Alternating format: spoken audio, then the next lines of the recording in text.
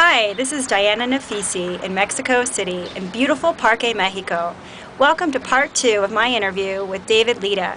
David Lida is a resident expert of Mexico City, and he is the author of First Stop in the New World, Mexico City, Capital of the 21st Century. David. Hi, Diana. Tell me, what types of things do you think are stressing you out about what's happening right now in Mexico City? Well, definitely I feel less stressed than I was during the first week of this crisis. I think most people feel less stressed. There has not been an incremental increase in flu cases. But the thing that I'm sort of concerned about, because Mexico City once again is like the world's poster boy for disaster and death, and when in fact it is a great city. But what I want to know, and I think this information, I hope it comes out sooner or later. I mean, obviously I'm very sorry about the people who've died. Their families have my sympathy. But I don't think we've heard anything about who they are and what possible cofactors might have influenced or facilitated their deaths. What type of specific information would you like to know? Okay, I want to know what neighborhoods they lived in, what street they lived in, what the sanitary conditions are on that street where they live. I want to know if they have other illnesses, particularly respiratory illnesses.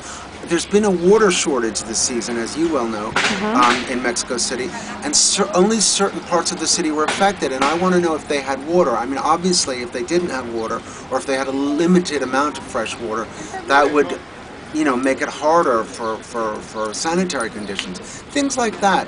I just sort of feel like that has not yet been exposed to us, and it might tell a lot, the missing parts of the story. Certainly a lot of the emphasis has been on prevention here, on information about how to avoid the flu. How do you feel about the public health information that's been going out and the education, and how it might affect future flu outbreaks in Mexico City? It's a good question, an excellent question. I mean, there's been what I consider a certain amount of misinformation or ambiguous information, like the fact that to this day, so many people on the streets are still wearing these face masks, these surgical masks, which, according to the CDC, there's no evidence that they really do any good. I think maybe they make people feel better and they make people feel like they're actually doing something about the prevention. But I mean, I think the World Health Organization, the CDC, the truth is, you don't know what's going to happen when there's an outbreak of an illness. You can only guess, and I think there's been a lot of guessing. Probably it's a good thing to scare the daylights out of everyone so that they take the right precautions. And then, it turns out to be a storm in a teacup. That's okay. I mean, the bad part is that probably the people who suffer the most, as usual in Mexico City, are the poorest people, the people with the least income. Most people in this city live day by day. Whatever income they make that day, that helps them get to the next day. They don't have savings, they don't have anything to fall back on.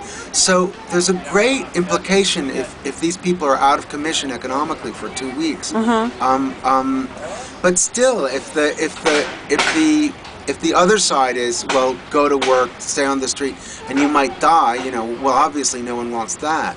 But anyway, those are the concerns that I have these days. Well, thank you so much for sharing them with me today, David. Diana.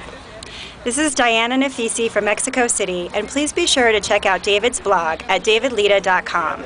Have a great day, and as you can see in Mexico City, life is moving on. Take care.